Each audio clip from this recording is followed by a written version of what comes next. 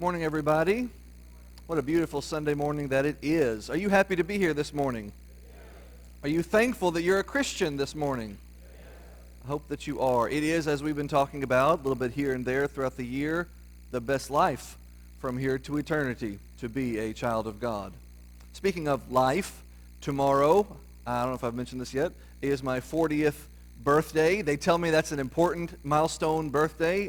Doesn't feel any different. We'll see how tomorrow makes me feel, but that's a big one apparently. I'm turning 40 years in this world. I am a very tradition-oriented person. I like things a certain way, and I like to do them a certain way at a certain time every day, and not deviate from that unless I just am wanting to throw a fit. I like things just a certain way without any trouble being caused or fusses being raised. So I have certain traditions that relate to my birthday. For example, the suit that I'm wearing, it looks very out of date, out of style. It's only going to get worse as the years go by, because this suit is like 20 years old. I got it at the Freed Hardeman lectureship like in 2004, I think it was. So yeah, 20 years old is what it is now. And I have worn it every Sunday before my birthday for far back as I can remember. That's just my tradition. I am wearing my little Elvis lapel pin. I have on my, Elvis tie.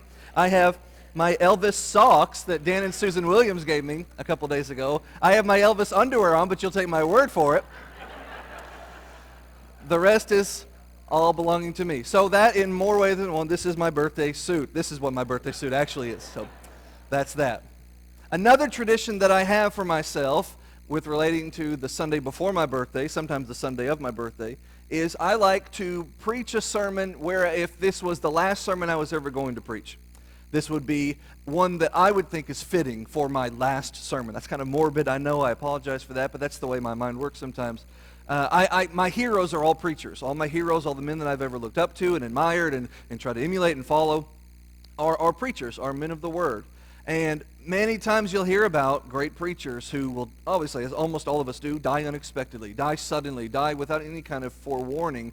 And so it just so happens their last sermon is something that's usually incidental. It's some just, I'm sure a very important sermon for the congregation that they preach to, but it doesn't carry any special significance because as far as they knew, it was just another sermon and the next one was coming next Sunday. So I like to think ahead. I like to think, well, I might die at any time. And if I am going to die before I get to my 41st birthday, then this will be, or if I'm going to die before I get to next week, then this will be my last sermon that I preach, and I hope every year when I do that, it is a fitting sermon with respect to that. This year, I would like us to study, there it is. This year, I would like us to study the fall of Jericho and the plan of salvation. Now, that title there on the screen behind me has two components, but we're actually going to study three components this morning. This sermon is directed to anyone in the house or listening beyond afterward on various internet services, to someone who may not yet be a baptized believer, to someone who may be a disciple of Jesus Christ, a student of Jesus Christ, a would-be follower of Jesus Christ, a lover of Jesus Christ, a student of the Word that talks about Jesus Christ, but has not yet, for whatever reason, made that decision to fully embrace Jesus Christ by being baptized into Jesus Christ, wherein is actual salvation. To you, I am preaching this morning. If that does not apply to you, if you have been a Christian for many, many years, or for many, many months, or for many, many days, do not tune out, because this is a reinforcement of that which you already know. But specifically, if you are not a child of God, if you are not a Christian, if you are not a baptized believer, this sermon is for you. And it's specifically the last of the three major points we're going to cover is for you, but I'm not just going to start with that last one. I owe you some build-up, some setup, some foundation laying. Because really what it means to be a baptized believer, really what it means to be a Christian, is to be a person who trusts and obeys Jesus Christ. And I cannot just start at the end of that journey. I cannot start at third base with you and tell you you need to trust and obey Jesus. I need to first point out to you and prove to you the necessity of the idea of trust and obey. And the best place to do that, to start with, is not Jericho, but is in Deuteronomy. So open your Bibles there to Deuteronomy, to the end of the Pentateuch, Moses' final words and remarks to the Israelite nation. Because here, Moses gives several important statements. Many of them are found in chapter 6 and a few others sprinkled throughout. If you have your Sunday bulletin, your Sunday paper there with you, you'll see that it has trust and obey blank. And I invite you, if you are one of those people who like to take notes, to fill in these 6 blanks, because there are 6 points that Moses is going to give you. And those 6 points that Moses will tell you in describing what trust and obey means are the 6 things that you will see go into action to cause Jericho's destruction and Israel's victory, and are in fact the same 6 things that come into play when it comes to our salvation as believed, baptized people. But we'll start with Moses. If you're not familiar with Deuteronomy and its placement in the history of Israel, this is a series of speeches that Moses gives to the second generation. That first generation that Moses led out of Egypt, crossed the Red Sea, received the law at Sinai. They made it to the Promised Land, to the edge of it, to the start of it, and then were driven back by God and his wrath because they did not have faith that God would deliver it. They did not trust, and so they would not obey. And because they would not trust and weren't going to obey, God said, you won't get in and enjoy the Promised Land. And so a new generation arose over the course of the 40-year wandering period. And after that old first generation died and that new generation was of age, Moses is now sending them off into the Promised Land. Because of his own mistakes, he won't get to go in, but he is giving some final speeches to them. That new generation was not there at Sinai. They did not hear that law, or if they did, they were very young and they didn't appreciate it. But now they're grown up, and they're the new leaders of Israel. They're the new patriarchs of their own families of this new nation of Israel. And they need to hear the law, and that's the meaning of the word Deuteronomy, the second law, the second telling of the law. But so much more than just the telling of the law. It's a speech, and it's a series of speeches that Moses gives about loving God and trusting God and delighting in the blessings of God and relying on the promises of God, because God is going to give you the victory. After Deuteronomy, under Joshua's leadership, they'll cross the Jordan just like they crossed the Red Sea. And the first obstacle they'll find in the Promised Land is Jericho. So Deuteronomy is the setup for everything we're going to talk about in the middle of the sermon. To illustrate trust and obey, listen to Moses as he has several things to say. What is trust and obey? What does it mean? Trust and obey equals fear and keep. In other words, this is your definition of trust and obey. Look at Deuteronomy 6, the first 3 verses. Moses says, now these are the commandments, statutes, and judgments, which the Lord your God commanded to teach you, that you might do them in the land that you go to possess, that you might fear the Lord your God and keep all his statutes and commandments, which I command you, you and your son's son, etc., all the days of your life, and that your days may be prolonged. So hear therefore, O Israel, and observe to do it, that it may be well with you, that you may increase mightily, as the Lord, the God of your fathers, has promised you, in the land that flows with milk and honey. You are on the precipice of receiving your victory. You are on the edge of receiving your land that was promised. If you want to inherit it, if you want to receive that which your fathers were not able to receive, do what they did not do. Trust and obey. But those aren't the words that Moses uses here. He tells them to fear the Lord and keep his commandments. Fear the Lord is to revere the Lord. It is to have appreciation for the power of the Lord. It is to recognize what God could do to you if you don't obey the Lord. And in so recognizing it, submit yourself to do whatever God tells you to do. That is the essence of trust. I yield my life into your hands. I yield my service into your commands. Whatever you say, I will do. I have to make that declaration first before I do anything. Trust. And then Moses says, and keep. God's going to give you commands. God's going to give you prohibitions, things not to do, commands that you must do. He's going to give you commands that will make perfect sense, and you'll do them with ease. He'll give you commands that make no kinds of earthly sense, and you won't understand why to do them, but you still must do them. Fear and keep. That's trust and obey. But there's more to it than that. Trust and obey means don't worry about the unknowables, because God's going to give you commands, and you're going to have questions. We don't need to hear them. God's going to tell you what to do, and you're going to wonder why. It doesn't matter why. God's going to give you commands, and you're going to be inclined to say, wouldn't this be a better way to do it? And it's not your place to say, because you're not God, he is. Have you ever had a Bible question? That's okay. Have you ever had a Bible question that you searched and searched and searched and couldn't find the answer for? So you call the preacher, or you call a friend, or you call a counselor, or somebody that you have respect for that you think can maybe help you with that? That's fine. That's good. Have they ever said, I don't know? And you get a little frustrated, You're supposed to know. And so as a last resort, you go to Google, which you should not do when it comes to the Bible. But you go to Google and you look it up, and even Google doesn't know. And you find out there is no answer to this question. And you start scratching your head until it bleeds, and you're frustrated because here's a Bible question, and it has no Bible answer. That's because not everything is provided for you. The secret things belong to the Lord, Moses says, Deuteronomy 29:29. There are some things that God keeps to himself. There are some things that you don't know about. There are some things you don't need to know about. The secret things belong to the Lord. But those things that are revealed to us and to our children are revealed to us so that we may keep the words that God has given us and live by them. There are some things that God has revealed to us, and if he revealed it to us, we needed to know it, we need to listen to it, and we need to do it as best as we can under the situation that we're in. There are some things you don't need to know. You'll be inclined to raise your hand and ask about, and God will just say, or a spokesman for God will just say, none of your business.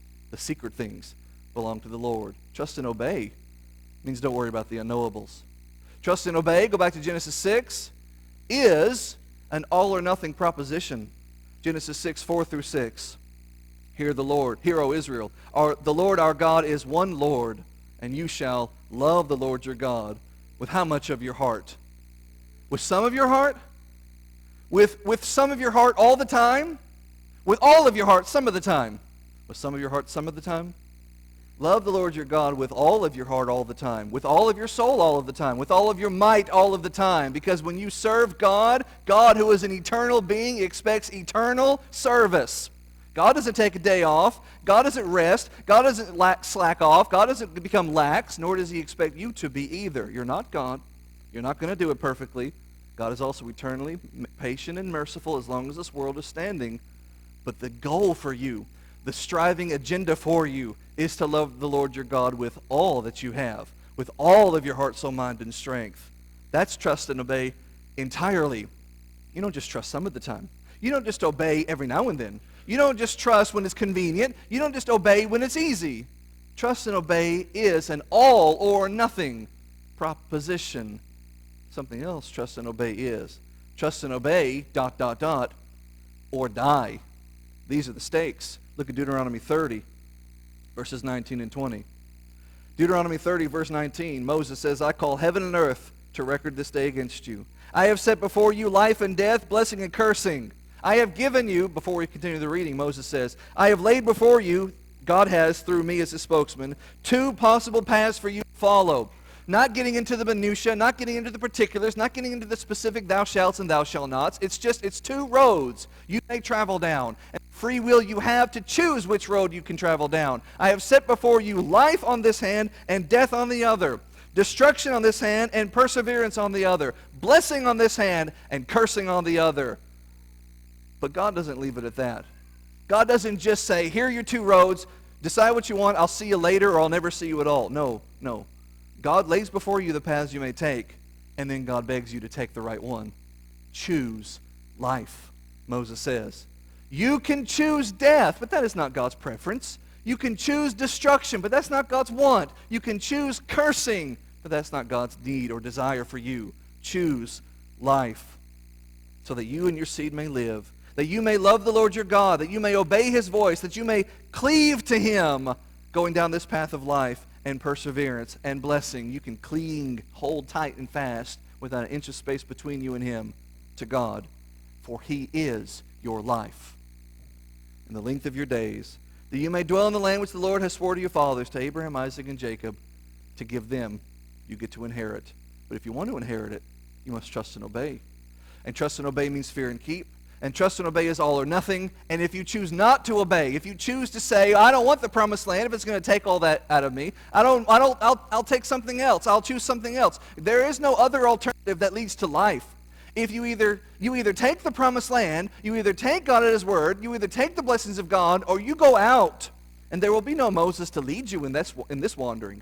There will be no Joshua to guide you militarily in this wandering. If you don't enter into the land now, there's no third chance. This is your second chance, Israel. This new generation gets to come up and take what their fathers couldn't take, but you must do what they refused. Trust and obey. And if you do not, you will die in the wilderness. There will be no more of you.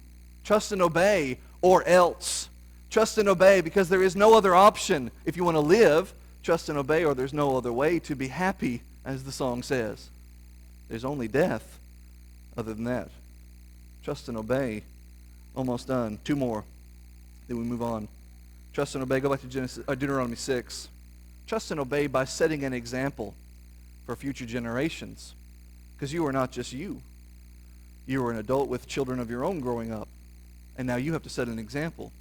You have to show that foundation that your fathers didn't show for you. Trust and obey by setting that example. Listen to him say, Deuteronomy 6:7, you shall teach them being those statutes and commandments, diligently to your children, and talk of them when you sit down in your house, when you walk by the way, the road, when you lie down, when you rise up, at nighttime, at morning time, at lunchtime, at breakfast time, at dinner time, when you're on the way to school and on your back home from school, whether you're at the end of the day and you're exhausted, or at the beginning of the day and you're busy, whatever the situation, whenever the situation, there will come opportunities for you to illustrate and talk about and to be God's people. Take those opportunities, because they are few and fleeting. That is setting an example. It's not just about you. You must trust and you must obey, but you also must teach others to trust and obey. Last one, Deuteronomy 18:15. Trust and obey through submitting to Jesus, who is not named directly in this text, but Moses prophesies about him in 18:15. Moses was himself a prophet, a speaker on behalf of God. That's the basic idea of the word. Moses was a lawgiver. Moses was not, however, a king, nor was he a priest. His brother was that. But Moses was a prophet. And now Moses is staying behind and they're going off. They're going to be led by Joshua, who is not a prophet. They're going to be led by a military leader, a great man, a wonderful fighter, and a great example for godliness, but not a prophet, not a priest, not a king, just a military conquesting leader in the forefront of their battles that God, in fact, is going to have them win. But here's Moses, their prophet. Here's Moses, their spiritual leader, and he's taking a back seat. Stepping back, he's going to die on Mount Nebo, and away they go. But there will be other prophets.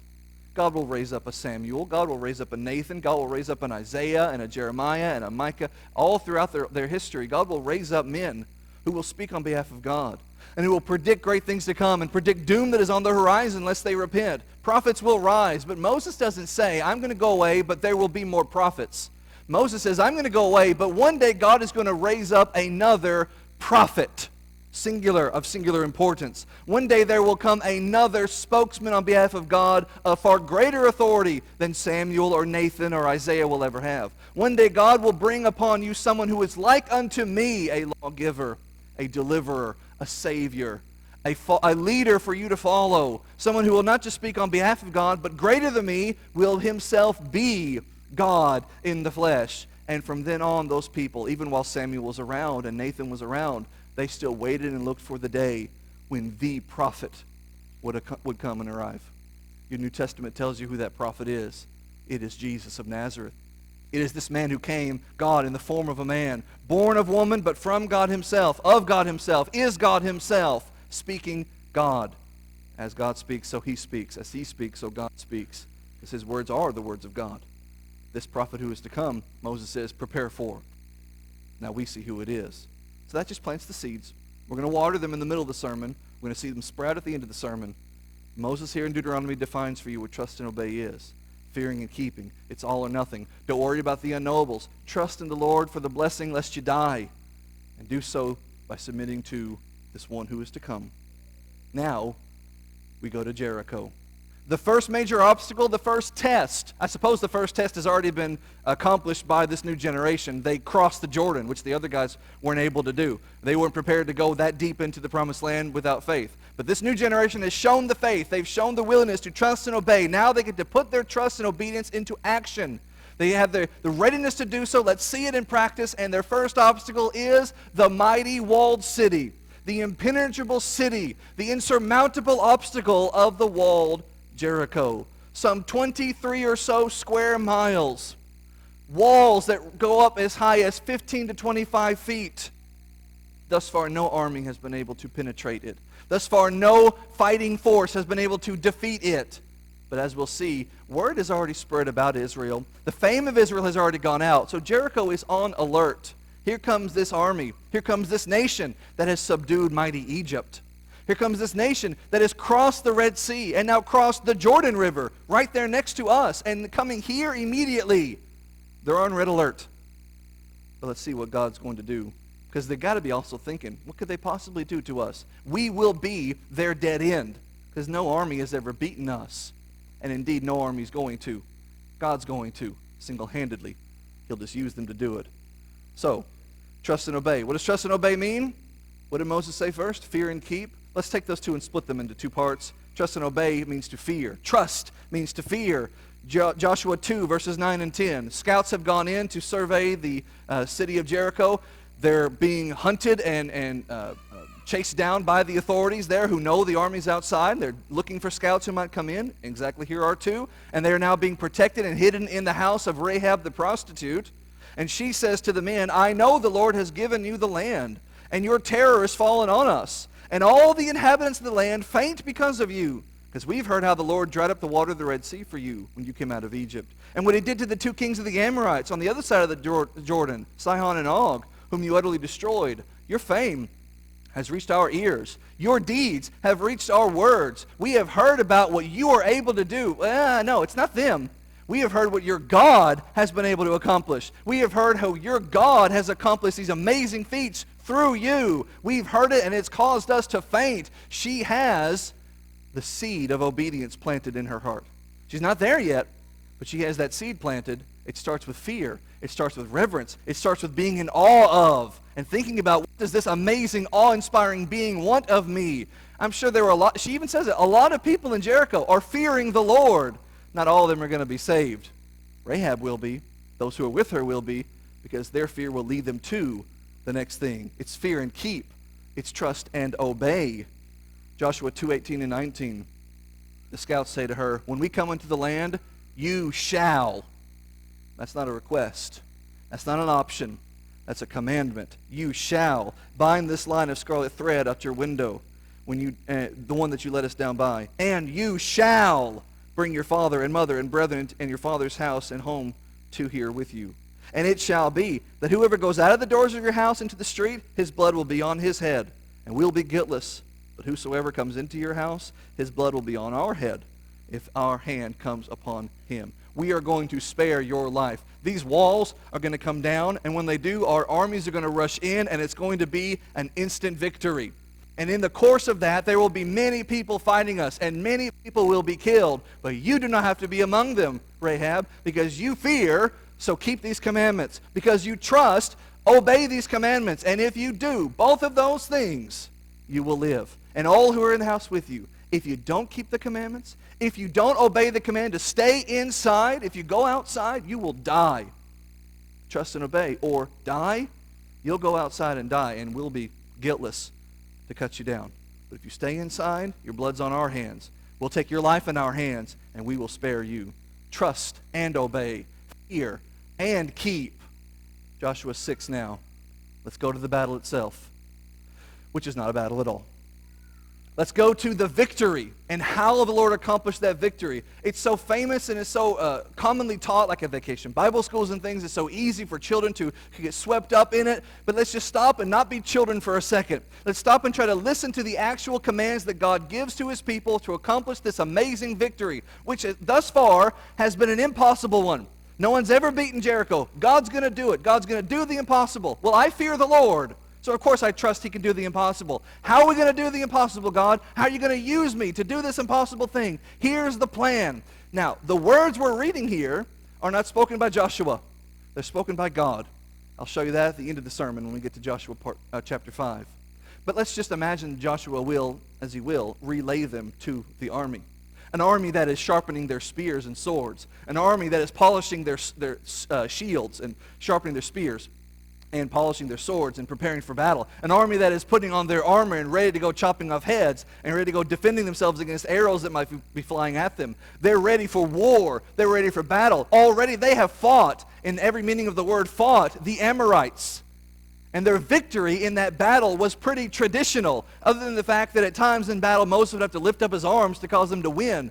But if you're down there in the battle, if you're doing the fighting, cutting off the heads, you're not paying too much attention to Moses. You find that out later. That's how that happened. Moses lifts his arms and we win. His arms go down and we start losing. but you're still in the fight.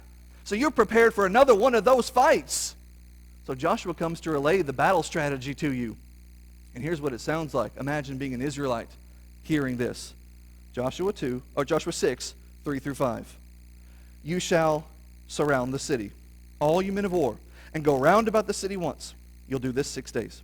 And the 7 priests will bear before the ark the 7 trumpets of ram's horns. And on the 7th day, when you surround the city, you'll do so 7 times. And then the priests will blow the trumpets. And it will come to pass that when you make a long blast with the ram's horn, and you hear the sound of the trumpet, that all the people shall shout a great shout, and the wall of the city will fall down flat, and the people will ascend up every man straight before him to do all the easy victory stuff. Okay, guys, here's the plan. Here's what we're going to do. We're going to circle around the city. Okay. And then we're going to rest for the day. Okay. Then tomorrow, we're going to circle the city. All right? And then we're going to rest for the rest of the day. Okay? Then on the 3rd day, we're going to circle the city and then rest. And on the 4th day and the 5th day, and even on the 6th day, we're going to circle the city. And then we're going to rest for the day. Now, you might be thinking, I think we need Moses back, because I don't know if Joshua knows what he's doing. Our strategy is to walk around the city. That's not a strategy. That's a survey. But Joshua's not done. We're going to take our horns, but we're not going to blow them on the 1st day, or the 2nd day, or the 3rd, or the 4th, or the 5th, or the 6th. And on the 7th day, we're going to walk around the city. And then we're going to do that 6 more times. So 7 times we're going to walk around the city. And so far, we've not done anything but make ourselves dizzy. And by the way, so that you can get the proper mental picture, we're not talking about walking around a building, which itself is taxing for some of us. We're talking about walking around, not a town, but a city that's 23 square miles. We're walking around a walled city, walking around a walled city every day. And then on the 7th day, 7 times. And then Joshua says, then, when you're all good and tired, you're going to toot your horn and shout really loud. When you have very little air in you because you've just walked around the city 7 times, you're going to shout really loud as you can, and we're going to toot our horns. And everyone's thinking, and then what? Where's the dynamite? No. Once you do that, the walls will just fall down, and then we'll win. Now, you hear that story as an Israelite in that moment, and tell me you wouldn't want to raise your hand and say, I have questions. And what is Joshua? What would he say to that? Because you know there's somebody in the crowd. It's not written down for his sake. Somebody saying, wouldn't it be better? Wouldn't it be easier? What if we did? How come we don't? And Joshua would say, the secret things belong to the Lord. Didn't Moses just tell us that? Don't worry about the unknowables. You just trust and obey. But it makes no earthly sense. I know. It makes no earthly sense. Nobody has ever won a battle, ever, in human history, with their own idea of coming up with surrounding a city a grand total of 13 times, tooting a horn and shouting really loud. That has never happened. No one has ever come up with that battle strategy. No one on earth has ever done it. It makes no earthly sense. It makes all kinds of sense in heaven, though, because God came up with it. So that those people who do that would never be able to tell their children or their grandchildren, I defeated Jericho's walls. All they'll get to say is, I was there when God took down Jericho's walls. So you didn't have to do anything? Oh, no, I had to do something. It made no earthly sense at all, but he made me walk around the city a bunch of times, toot my horn, and shout. So I had to do something, but my doing that ridiculous thing, that unexplainable thing, caused God to give me the victory. Don't worry about the unknowables. Just trust and obey. Keep going. Trust and obey is an all-or-nothing proposition. Joshua 6, 6 through 9. Joshua the son of Nun called the priests and said to them, take the ark of the covenant, and let 7 priests bear 7 trumpets of ram's horns before the ark of the Lord. And he said to the people, pass on and surround the city, and let him that is armed pass on before the ark of the Lord. And it came to pass when Joshua spoke to the people, the 7 priests bore the 7 trumpets of ram's horns, and they passed on before the Lord, and they blew the trumpets, and the ark of the covenant, they blew the trumpets, and the ark of the covenant, the Lord followed them. And the armed men went before the priests that blew with the trumpets, and the victory came after the ark, and the priests going on, and the blowing of the trumpets. Everybody has a part to play. Everybody has a thing to do. You cannot have one segment of the population just standing back saying, I think this is ridiculous. I'm not going to do it. I'll wait and see what happens. And after I've seen it happen, then I'll follow through with it. No, by then you'll have missed the boat. By then you'll have missed the victory, and you won't get to enjoy the spoils of war. If you just sit back to watch God do it for someone else, he will not be doing it for you. This is an all-or-nothing thing. You must be all in. You've got to walk that circuit. You've got to blow that horn. You've got to shout that shout. And unless you do, no victory for you. It's all or nothing. Keep going. Keep going. There. Next. Trust and obey or die. Joshua commanded the people, verse 10, saying, "You shall not shout, nor make any noise with your voice, nor shall any word proceed out of your mouth until the day that I tell you to shout, and then you shall shout. And they will, at the right time, shout, and upon their shouting, those walls will fall down." So, the power was in their shouting, right? No. No. Because if they had shouted the day before they were supposed to, if they shouted even once when they were not supposed to, those walls not only would not have fallen, but they all would have been defeated, and there would never been any more Israel. The only way they were going to have victory, the only way they were going to win, the only way they were going to live is if they did everything God said, the exact way that God said it, when God said to do it. Shout only when I tell you to shout. Because the power is not in your shouting, the power is not in your trumpets, the power is not in the Ark of the Covenant, the power is in God. You do what he says, when he says, why he says, how he says, and you will get his victory that he has prepared for you. Trust and obey, or no victory. You die. Trust and obey by setting an example for future generations. 6:25. The walls have fallen. Joshua saved Rahab the harlot alive, and her father's household, and all that she had. And she dwells in Israel even to this day, as the time of Joshua's writing, because she hid those messengers which Joshua sent out to spy in Jericho. What became of Rahab? What do we know about her? She's not mentioned by name other than one other time, as far as I can remember, in the rest of the Bible. Certainly not with any narrative relevance. This is the end for her. Her little moment in history, in the piece of the moment of God's victory in Jericho, is done and passed on. She was there. She received those spies at great risk to herself because she feared the Lord. She was willing to help those people who came on his behalf. And because she feared the Lord, she obeyed the commands that were given her. She put the scarlet thread out of her window. She protected the spies when she could. She brought in her family and into her household. So when the walls fell, her house that was on the wall stood secure. And when the people started being slaughtered by the Israelite army, her family was spared. So then what? She dwells in Israel to the time of Joshua's writing. Into the future, she remained there. You think she remained a pagan prostitute woman? No, she had already started to fear the Lord. She became a follower of the Lord. In fact, this follower of the Lord ended up having a husband and a child and a son named Boaz. Who's Boaz? What's the relevance of Boaz? Boaz eventually married a woman named Ruth from the book of her namesake. And Boaz and Ruth together had a child named Obed, who had a child named Jesse, who had a child named David. Thus David is the great, unless I missed one, great-grandson of Rahab the harlot. And David, of course, his lineage is leading you to the Messiah, that prophet who is to come. Thanks be to God for the faith and obedience of a prostitute who heard about God, who was moved to follow God, whose movement to follow God led her to actual actions in that movement and actually followed and obeyed God, and because she did, was blessed and spared. And thus started a lineage of we follow the Lord in our household, we serve the Lord, which led her down to her great-great-grandchild who became king over Israel. And the first branch that led you to your very Messiah. Set an example with trust and obedience. This is what she did. And look what it spawned for you. Last one before we wrap it up. Trust and obey by submitting to Jesus. You're in Joshua 6. Go back a chapter. Because there were no chapter breaks. At the end of Joshua 5, it leads directly into Joshua 6. On the eve of this battle, so-called. On the eve of this victory in Jericho, Joshua is, like most military leaders, probably pacing the floor, out for a walk, thinking about, doesn't yet know what the strategy is, just knows that somehow God is going to give him the victory, and he's out for a walk, and he comes upon a man of heavenly stature. Joshua 5:13. It came to pass when Joshua was by Jericho, he lifted up his eyes and looked, and beheld, there stood a man over against him, with a sword drawn in his hand. And Joshua went to him and said, as any military man would, are you for us or for our adversaries? We've sent spies into Jericho. Are you a spy from Jericho? Are you one of our enemies? Do we need to be having a fight right now? No. The person says, I am the captain of the host of the Lord, and I have now come to you. Who is the captain of the host of the Lord? A lot of people read that and say, well, that's an archangel. That's some great angel. Angels are not the heads of the angelic army. God is the head of the angelic army. Jesus, as we know him, is the head of the angelic army. It is by his decree that he could have called 12 legions of angels. Michael wasn't calling any angels, nor the archangel was calling the angelic army, but Jesus, as commander-in-chief, could have done that.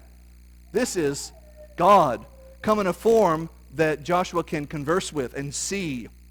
This is, as far as I understand, Jesus without being Jesus. Jesus is the man born of Mary, but that God who became human here is represented.